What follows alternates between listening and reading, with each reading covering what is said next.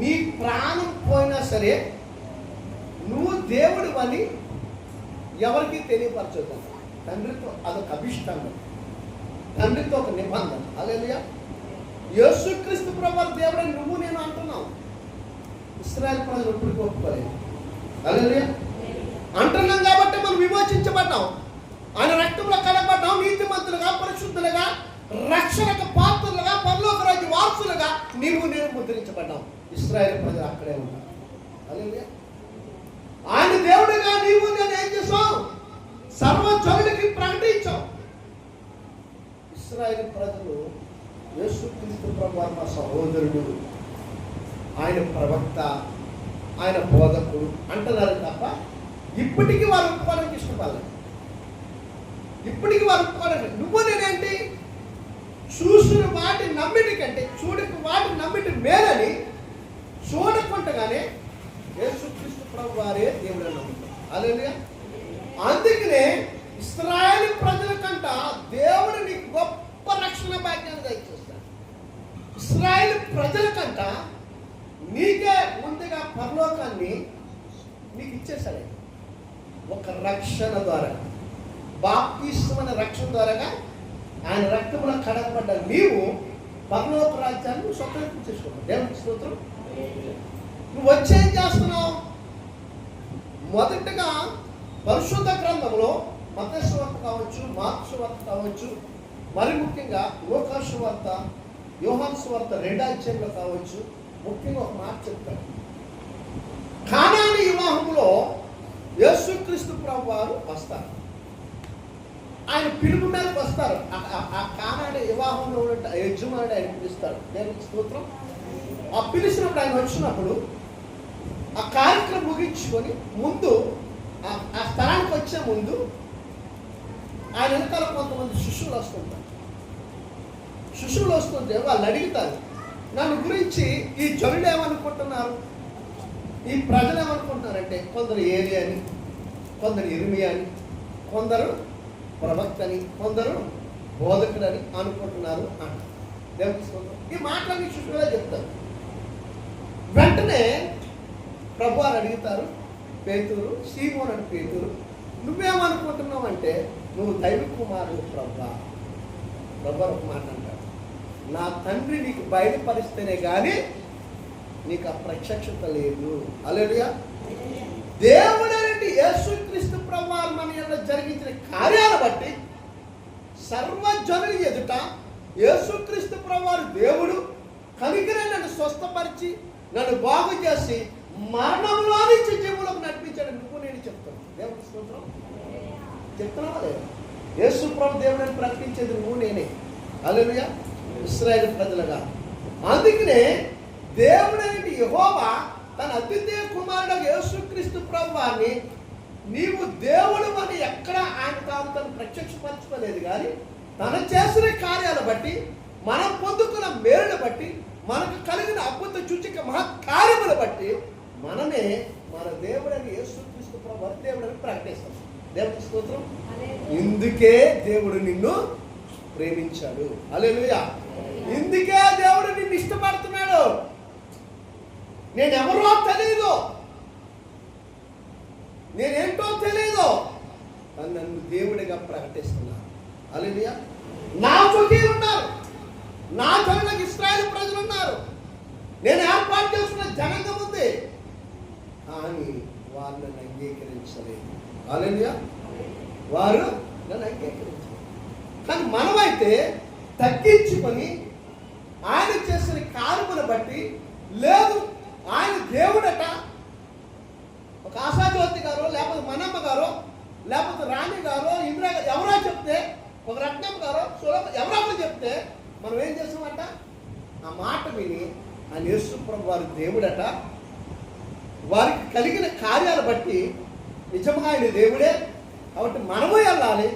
మనకున్న బలహీనతల్లో నుంచి, మనకున్న ప్రతి పరిస్థితుల్లో నుంచి, మనకు కలిగిన రోగంలో నుంచి విడుదల పొందాలంటే లోకరక్షకుడైన యేసుక్రీస్తు ప్రభువు వారి దేవుడి దగ్గరికి వెళ్ళాలి. వారు చెప్తున్నారు కదా, వాళ్ళకి జరగబట్టే కదా, ఆయన దేవుడి కాబట్టే కదా ఈరోజు వాళ్ళు సురక్షితంగా, క్షేమంగా ఆ కుటుంబాలు మన మధ్య ఉన్నాయి. మనం వెళ్తే ఏం పోతుంది, మనం వెళ్ళి చూద్దాం రండి అని చెప్పి వెళ్ళేవారు ఎంతమంది ఉన్నారు? ఎంతమంది లేరు?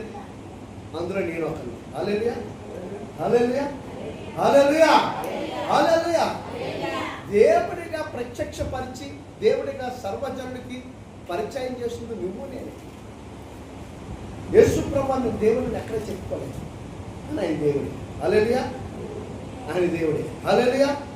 తండ్రితో చేసిన నిబంధన, తండ్రితో చేసిన తీర్మానం, తండ్రితో చేసిన ఆ ప్రమాణాన్ని తను ఏం చేశాడంటే, తండ్రే దేవుడు, తండ్రే దేవుడు. మన చోట ఏమంటాడంటే యోహాను సువార్త 17వ అధ్యాయంలో, నన్ను చూస్తే తండ్రిని చూసినట్టే, తండ్రిని చూస్తే నన్ను చూసినట్టే. ఎవరు చెప్తాడు ఇది? శిష్యుడు చెప్తాడు. దేవునికి స్తోత్రం. నన్ను చూస్తే తండ్రిని చూసినట్లే, తండ్రిని చూస్తే నన్ను చూసినట్టు. అంటే దాని అర్థం ఏంటి? మా ఇద్దరమే ఏకమై ఉన్నాం, మేము వేరు కాదు అని అర్థం. దేవునికి స్తోత్రం. హల్లెలూయా. అందుకనే ప్రభువు యేసుక్రీస్తు ప్రభువారు ఎక్కడ ఆయన ప్రకటించుకోకుండా తండ్రికే మహిమ రావాలని తాను తగ్గించుకున్నాడు. మీకు అర్థమవుతుందా? మీరు గమనించాలి, యేసు ప్రభువారు ఎక్కడ ఎక్కువగా మాట్లాడలేదు. పిలాతు ముందుకు వచ్చినప్పుడు కూడా, పిలాతు దగ్గరకు వచ్చినప్పుడు కూడా ఒక్క మాటే మాట్లాడారు. నీ యూదులు రాజువా? అవును అని నువ్వు అంటున్నావు కదా, నీకు ఈ అధికారం ఎక్కడి నుంచి వచ్చింది? నా తండ్రి నీకు ఇవ్వకపోతే నీకు ఈ అధికారం లేదు అని మాట్లాడే మాటలేమీ లేవు.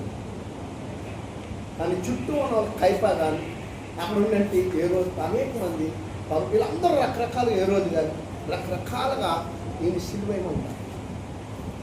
కానీ పిలాతు భార్య ఉంది చూసారా, రాని ఆమె ఆ నీతిమంతుడు జోలికి పోవాలి. ఎవరు జోలికి పోవాలి చెప్పండమ్మా గట్టిగా. మీరు చదవలేదా పరిశుద్ధ గ్రంథం? ఆ నీతిమంతుడి జోలికి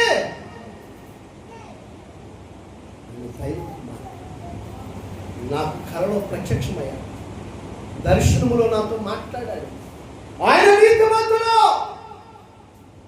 ఆ నీతిమంతుడి రక్తము నా ఇంటి మీద, నా బిడ్డల మీద ఉండకుండాట్లుగా పిలాతు చేతులు కడుక్కున్నాడు. హల్లెలూయా. అక్కడ ఉన్న వాళ్ళందరూ ఎవరైనా పెద్ద పెద్ద కేకలేసి ఆ నీతిమంతుడి రక్తం నా బిడ్డల మీద, నా పుట్ట మీద శాపాన్ని తెచ్చిపెట్టుకున్నాడు.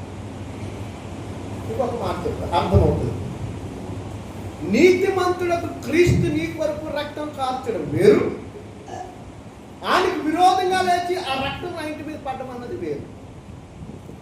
విరోధంగా లేచి ఆ నీతిమంతుడి రక్తం నా ఇంటి మీద రావాలని కోరుకున్నది అది శాపము. నీ కొరకు రక్తం కారుస్తున్నావు, నీ కొరకు ప్రాణం పెడుతున్నావు అనేది అది నిత్యరాజ్యం. హల్లెలూయా. ఇక్కడ రెండు ఇచ్చేస్తాను. హల్లెలూయా, హల్లెలూయా. నీతిమంతుడి యొక్క రక్తం నా ఇంటి మీద పడకూడదు, నా పిల్లల మీద రాకూడదని నిర్దోషిగా ఎంచబడ్డం ఇంకొక రకం. అది పిలాతు చేసిన కార్యం. దేవుడికి స్తోత్రం. మూడు విధములుగా ఆయన నిర్దోషి, ఆయన నీతిమంతుడు, ఆయన దైవ కుమారుడు, ఆయన దేవుడు. కాబట్టి ఆ దేవుడు ఆ నిర్దోష రక్తం నా పిల్లల మీద, నా ఇంటి మీద పడకుండానట్లుగా నేను చేతులు కడుక్కుంటున్నాను అన్నాడు పిలాతు. ఆయన నీతిమంతుడు అయితే అయ్యాడు, కానీ ఆయన రక్తం మా ఇంటి మీద, మా పిల్లల మీద రావాలని కోరుకుని శాపం తెచ్చుకున్నది అక్కడ ఉన్నట్టు చాలా మంది యూదా జనాంగం. హల్లెలూయా, హల్లెలూయా, హల్లెలూయా. ఆయన వచ్చింది నా రక్తము చేత, నా రక్తము కాచి మిమ్మల్ని పవిత్రపరుస్తాను, నా ప్రాణం పెట్టి మరణాంధకారుని అపవాది చేతుల నుంచి విడిపించి అపవాదిని అనగదొక్కి మరణపు ములుని విరిచి నీకు నిత్య జీవిస్తానని చెప్పి వచ్చింది. మూడు రకాలు ఇక్కడ ఉన్నాయి. ఈ మూడు రకాల్లో క్రీస్తు నియమించిందే సత్యం. దేవునికి స్తోత్రం. రెండవదిగా ఆయన భార్య, పిలాతు భార్య వచ్చి చెప్పినప్పుడు కూడా రాజు స్థానంలో ఉండి, ఒక అధిపతి స్థానంలో ఉండి తనకి సరైనటి న్యాయం చేకూర్చడానికి ఇష్టపడక ఈ నీతిమంతుడు రక్తం నా ఇంటి మీద, నా పిల్లల మీద ఉండకుండా చేతులు కడుక్కున్నానని చెప్పడం. అంత మాత్రాన పిలాతు మంచివాడు కాదు. దేవునికి స్తోత్రం. అంత మాత్రం పిలాతు న్యాయవంతుడు కాదు. దేవునికి స్తోత్రం. ఎందుకో తెలుసు న్యాయవంతుడు కాదంటున్నాము? నీకు అప్పగించిన పనిలో యథార్థత నీకు కనపడినప్పుడు, నీతి కనపడుతున్నప్పుడు, న్యాయం కనపడుతున్నప్పుడు నువ్వు ఖచ్చితమైన తీర్పు ఇవ్వాలి. హేరోదీయులు లేకపోతే అక్కడ ఉన్నటువంటి హేరోదు సామ్రాజ్య సైనికులు, భటులు, అక్కడ ఉన్న జనసమూహం చూసి బర్నబాకు చేసిన తప్పుదానికి బర్నబాకు బదులు మీ రాజు ఆయన యేసుప్రభువును విడుదల చేద్దాం ఒప్పుకొనినప్పుడు ఈయన ఖండించలేకపోయారు పిలాతు. అవునా కదా? వాళ్ళు ఖండించలేకపోయారు. ఆయన మాటని ధిక్కరించేస్తారని ఆయనలో ఒక ఆలోచన కలిగి ఆయన నేను నిర్దోషాన్ని కనుక్కోవడం కూడా అది రాంగే. హల్లెలూయా. నీకు నా దగ్గర జరగలేదు కనుక ఖచ్చితంగా తీర్పు తీర్చగలిగిన సామర్థ్యత ఆయనకు మాత్రం ఉంది, ఆయనే ఆ పని చేయగలడు అన్నప్పుడు ఆయన ఆ రాజు మాటను ధిక్కరించేవాడు ఎవరైనా సరే వాళ్ళు అక్కడి నుంచి తీసివేయాలి. కానీ ఈయన ఏం చేశాడు? చేతులు కట్టుకు తిరిగి మరలా వేసుకున్నాను అప్పగించాడు. అందరూ ఇక పాల్గొవలసింది. హల్లెలూయా. నీ భార్య చెప్పింది, ఆయన దైవ కుమారుడుగా నువ్వు చూసావు, ఆయన ఏ నేరం చేయలేదు, నీ నోటితో ఒప్పుకున్నావు, అదే నోటితో వాళ్ళకి అప్పగించేశావు. దేవుని అది తప్పే.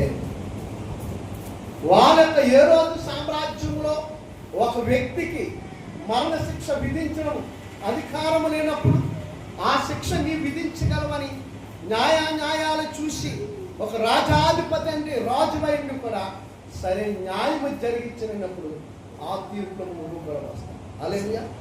హల్లెలూయా. అందుకే తీర్పు తీర్చేటప్పుడు చాలా జాగ్రత్తగా మాట్లాడేటప్పుడు చాలా జాగ్రత్తగా, ప్రతి విషయం లేదు చాలా జాగ్రత్తగా మెలకువగా ఆలోచించు, ఆకు చూచి మాట్లాడాలి. దేవునికి స్తోత్రం. పిలాతు యేసుప్రభుకి వివరించాడని పిలాతు అనుకున్నాడు. యేసుప్రభు తెలుసు అక్కడ తిరిగి మాత్రం అప్పగిస్తాడు. తెలియదంటారా? తెలుసు. అంటే అర్థం ఏంటి? విలువ ఇవ్వన చోట ఎప్పుడు కూడా మనము విలువ లేని చోట కూడా ఉండకూడదు. విలువ ఇవ్వలేని వ్యక్తుల పక్షంగా కూడా నువ్వు ఎప్పుడు కూడా వారితో సావాసం చేయకూడదు. నీ విలువ ఎప్పుడు తగ్గిపోవాలి. నీ విలువ ఎప్పుడు నువ్వు రోడ్డు మీదకి వెళ్ళా నీ ఇంట్లో నీ విలువ ఎప్పుడు ఉంటుంది. ఎవరో ఒకరి వల్ల నీ విలువ ఎప్పుడు తగ్గిపోవాలి. దేవునికి స్తోత్రం. 10 మంది నువ్వు పిలిస్తే వచ్చినప్పుడు నీ విలువ తగ్గిపోయినట్లా, నీ విలువ తగ్గించినట్లా, నీ విలువ ఎప్పుడు అలాగే ఉందని దాని అర్థం. ఒక్కరి వల్ల నీ విలువ తగ్గుతుందంటే ఆ ఒక్కరిని నువ్వు దూరం చేయి. ఆ ఒక్కరికి లేకపోతే నువ్వు దూరంగా ఉండు. నీ విలువ ఏంటి వాళ్ళకి తెలియాలి, కానీ నీ విలువ లేనట్టుగా నువ్వు ఉండదు. దేవునికి స్తోత్రం. యేసుప్రభు వల్ల పిలాతుకి ఒకవేళ అలా అనిపించిందేమో, ఆయన విలువ ఏంటో ఈరోజు నీకు నాకు తెలుసు. దేవునికి స్తోత్రం. ఆయనకు దూరమైన వాళ్ళకి విలువ తెలియని దేశం విలువ. అవునా కదా? ఆయనకు దూరమైన వాళ్ళకి యేసుప్రభు విలువ ఏంటో తెలియలేదు. దగ్గరైనట్టు మనకి తెలిసి, అందుకని యేసుప్రభు విలువ తగ్గిపోవాలి. ఒక గాడిద విలువ తగ్గిపోయిందా? గాడిదని ఎక్కడో కట్టేశాడు ఒక యజమాని. అవునా? కానీ దాని విలువ తగ్గిపోదు. దాని విలువను పెంచాడు దేవుడు. మనం అలాగే మన విలువను పెంచడానికి తాను తగ్గించుకున్నాడు. తన మహిమను విడిచాడు. తన తండ్రి చిత్తాన్ని చేయడానికి, తన తండ్రి ప్రణాళిక నెరవేర్చడానికి నిన్ను నన్ను నీతిమంతులుగా చేసి తండ్రి దగ్గరికి తనతో పాటు నిత్యత్వంలో నిత్య రాజ్యంలోకి నడిపించడానికి తన విలువను కోల్పోయాడు. విలువ లేని మనకి విలువనిచ్చాడు. దేవునికి స్తోత్రం. విలువ లేని మనకి తాను తగ్గించుకునేవాడు హెచ్చింపబడు. తగ్గించుకోవడం అంటే అర్థం ఏంటి? మనం తగ్గించుకోవడం అంటే అర్థం ఏంటి? మార్కు సువార్త 23:12 అనుకుంటారు రాయబడి ఉంటుంది. తగ్గించుకోవడం అంటే ఏంటి? మత్తయి సువార్తలో కూడా రాయబడి ఉంటుంది. దేవుని స్తోత్రం. మత్తయి సువార్త 23:12. హల్లెలూయా. తగ్గించుకోవడం అంటే అర్థం ఏంటి? తగ్గించుకోవడం అంటే మనిషిని చూసి, ఒక వ్యక్తిని చూసి ఇలా ఉండిపోతే తగ్గిపోవడం కాదు. విధేయత అంటే ఇలా ఉండిపోయి దీనివల్ల ఏమి చాలా మంది మనం చూస్తాం. మన ముందు ఎంత చక్కగా నక్క వినియాలు వినియోగించుకుంటా ఉపయోగిస్తున్నాడు చూడండి. వెళ్ళిపోయిన తర్వాత మాట్లాడుకో. ఇంత మాత్రం తగ్గించుకోవడం కాదు. నీ జీవితంలో, నా జీవితంలో కూడా తగ్గించుకోవడం అంటే ఏంటంటే ఇతరుల పట్ల నువ్వు వెచ్చించుకోకూడదు. ఏమున్నా ఏమి లేకపోయినా ఒకేలా ఉండేవాడే తగ్గించుకునేవాడు. దేవుడికి స్తోత్రం. ఏమున్నా ఏమి లేకపోయినా ఒకేలా ఉన్నవాడే తగ్గించుకునేవాడు. ఉంటే ఒకలాగా లేకపోతే ఒకలాగా. నా పక్కనే నా కొడుకు వచ్చాడు కాబట్టి నాకు 1000 ఏనుగుల బలం అంటే నేను ఇచ్చిపోతే ఇలా దించేస్తాను. అలాగే మా నాన్న ఉన్నాడు, ఆయన ఇష్టం ప్రవర్తించాడు అనుకో, ఏమవుతాడండి? దేవుడు ఆయనే దించేస్తాడు. దేవుడికి స్తోత్రం. అమ్మ నాన్న వల్ల, తండ్రి కొడుకుల వల్ల, తండ్రి కూతురు వల్ల హెచ్చు తక్కువలు రావు. తగ్గించుకోవడం అనేది నీ ప్రవర్తన బట్టి ఉంటుంది, నీ నడవడికను బట్టి ఉంటుంది, నువ్వు చేసే పనిని బట్టి ఉంటుంది, నువ్వు నడిచే ప్రతి నడవడికను బట్టి, నీ మాటను బట్టి ఉంటుంది. నువ్వు ఎంత తగ్గించుకుంటావు, నీ ఆలోచనలు బట్టి ఉంటుంది. ఈరోజు నీ తల్లిదండ్రి నీతో రావు, సత్య వరకు నీ భర్త అయినా సరే, నీ భార్య అయినా నీతో జీవితాంతం ఉండరు. కానీ మరణంలో చేరువై నిత్య రాజ్యంలో చేరు వరకు నీ తండ్రి అనే దేవుడే నీతో ఉంటాడు. ఆ భయం నీలో ఉండాలి. అది తగ్గించుకోవాలి. కష్టం వస్తే నీ అమ్మ బాబు నీ దగ్గర పరిగెత్తుకుంటూ రావు. దేవుడు వస్తాడు, సేవకుడు వస్తాడు, సేవకుడు వస్తాడు. నువ్వే స్థితిలో ఉన్నా సరే, నువ్వెంత దూరంలో ఉన్నా సరే, పరుగులు వచ్చి మొదట నీ పక్షమున మొరపెట్టేది సేవకుడు. ఆ ప్రార్థన ఆలకించి పరుగున వచ్చి నీ చెయ్యి పట్టి, నీ వెండి తట్టి ఆ మరణ పడక నుంచి లేవనెత్తేది నీ తండ్రి అయిన దేవుడు. హల్లెలూయా. ఇది తగ్గించుకోవడం వంటిది. నువ్వు విధేయత సేవకుడికి దేవుడికి చూపించలేనప్పుడు, నీ భర్త ఎలా నువ్వు విధేయత కలిగి లేనప్పుడు, నీ అత్తమామలు ఎలా, నీ తల్లిదండ్రులు ఎలా నువ్వు విధేయత కలిగి లేనప్పుడు, సంఘంలో పెద్దవారిని బట్టి, వయసును బట్టి నువ్వు విధేయత కలిగి లేనప్పుడు నువ్వు ఎక్కడ తగ్గించుకున్నట్టు? దాన్ని తగ్గించుకోవడం అంటే అన్ని విషయంలో నువ్వు తగ్గించుకోవాలి. అన్ని విషయంలో నువ్వు తగ్గించుకోవాలి. నేను ఈ ప్రాంతంలో ఒక దైవజనుడు ఉన్నాడు. ఆయన మీ అందరికీ తెలిసిన వ్యక్తే కానీ పేరు చెప్పను. ఎవరికైనా ఒక సేవకుని ఫ్యామిలీని ప్రేమిస్తే కనీసం 10-15 వేల రూపాయలు బట్టలు కొనిస్తాడు. ఆయన సంతలోకి ఒక షర్ట్ తెచ్చుకుంటాడు, 30 రూపాయలు 40 రూపాయలు అది షర్ట్ చేసుకుంటుంది. ఆ బట్టలతోనే ఎవరు తిరుగుతాడు, ఆ బట్టలతోనే సేవకు వస్తుంది. ఇది తగ్గించుకో. దేవుడికి స్తోత్రం. హల్లెలూయా. సేవకులు తీసుకెళ్ళి వాళ్ళు సన్మానిస్తారు, ఘనపరుస్తారు. ఆయనకి అనాథాశ్రమం ఉంది, పిల్లలను పోషిస్తారు, వృద్ధులు పోషిస్తారు, పెళ్లి చేసుకోలేదు, మంచి సేవకు. వాళ్ళ తండ్రి గారి సేవను ఆపకుండా కొనసాగిస్తున్నారు. ఒక డెడికేషన్, ఒక సమర్పణ. నేను నా వెనక నా తండ్రి అప్పగించిన పని కోసం తగ్గించుకోవాలి, ఇవన్నీ విడిచిపెట్టాలి. ఇంతమంది నాకు అప్పగించిన నా దేవుని పని పూర్తి చేయాలి, తప్పన అందులో తగ్గించుకోవాలి. దేవుని స్తోత్రం. 5,000 రూపాయల బట్టలు కొనుక్కోగలుగుతాడు ఆయన. దేశ విదేశాల్లో ఓడబడుతుంటాడు, తీసుకెళ్తాడు చాలా మంది. కానీ ఈ 5,000 రూపాయల బట్టలు నేను కొనుక్కొని వేసుకుంటే ఒక రోజు భోజనం నా పిల్లలకు వస్తుంది అనుకుంటాను. ఆయన దగ్గర 150 మంది పిల్లలు, వృద్ధులేమి పెద్దలేమి. నీకు అర్థమవుతుందని అది తగ్గించు. నేను వేసుకున్న సైతాంతో తెలుసా, నాకు ఎవరో పెట్టినదని నేను కొనుక్కోవడం చాలా తక్కువ. ఎవరితో వివాహం జరిగితే 100 మీలో వాళ్ళు 2 జతలు బట్టలు పెట్టారు, నా ఒక్కడికే 2 జతలు పెట్టాను. ఏమొచ్చింది? వాళ్ళు తీసిందే. మన ఇక్కడ భయంలో మా అమ్మాయి వాళ్ళు 2 జతలు తీసుకెళ్ళారు. నాకు బయట నుంచి వచ్చిన బట్టలు తప్ప నా స్వతహాగా కొనుక్కున్నాను. ఎంతమంది నేను కొనుక్కునేవాడిని. రాను దేవుడే సంఘస్థులే, కింద సంఘస్థులు, బయట నుంచి చాలా మంది నాకు చాలా మంది బట్టలు పంపిస్తుంది. పిలిచి చక్కగా ప్రేమించి భోజనం పెట్టి, పానికిచ్చి, బట్టలు ఇచ్చి సన్మానించి పంపిస్తాను. ఇదంతా కారణం ఏంటంటే వారి ముందు కూడా దేవుణ్ణి మహిమపరిచి, దేవుణ్ణి వాళ్ళకి ప్రత్యక్షపరిచి, నేననే భావం మన జీవితంలో ఎప్పుడు ఉండదు. నేను అనే భావం నీలో వచ్చిందంటే గర్వం నీలోకి వచ్చేసిందంటే, గర్వం నీలోకి ఎప్పుడైతే వచ్చిందో నాశనానికి ముందు గర్వం నడుస్తుంది. ఏం నడుస్తుందా? నాశనానికి ముందు గర్వం నడుస్తుంది. అందుకే మితముగా ఆహారం తినాలి, మితముగానే మాట్లాడాలి. ఆహారం తగ్గించుకోవాలి, మితముగా మాట్లాడాలి. నేర్చుకోవడం అంటే అది, తగ్గించుకోవడం అంటే అది. తగ్గించుకున్నారు కాబట్టే ఇశ్రాయేలు ప్రజల ఎదుట హిజ్కియా కానీ, యెహోషాపాతు రాజు కానీ, దావీదు కానీ వారు తామును తగ్గించుకొని దేవునికి ప్రతిష్ఠించుకున్నారట, దేవునికి సమర్పించుకున్నారట. వారు దేవుని ఎదుట సాగలపడ్డారట. మనం తగ్గించుకున్నప్పుడే దేవుని పైన మనం ఉంటాం. ప్రతి విషయం, చాలా విషయాలనే, ఇంకా ఇంకొక 7 విషయాలనే ఒకటే చెప్పాను. ప్రతి విషయంలో కూడా దేవుని బిడ్డలమని చెప్పుకున్నట్టు మనము క్రీస్తులాగే తగ్గించుకోవాలి, క్రీస్తులాగే మారిపోవాలి. అప్పుడే నీ ఆత్మయాత్ర సంపూర్ణంగాను సౌఖ్యముగాను ప్రభుతో పరిపూర్ణంగా కొనసాగుతాం. అలాంటి కృప, పరిశుద్ధాత్మ సన్నిధి, దీవెన సంఘమున ఉన్న వారికి మనకి పరిశుద్ధాత్మ సహాయం కూడా నడిపించును గాక. ఆమేన్.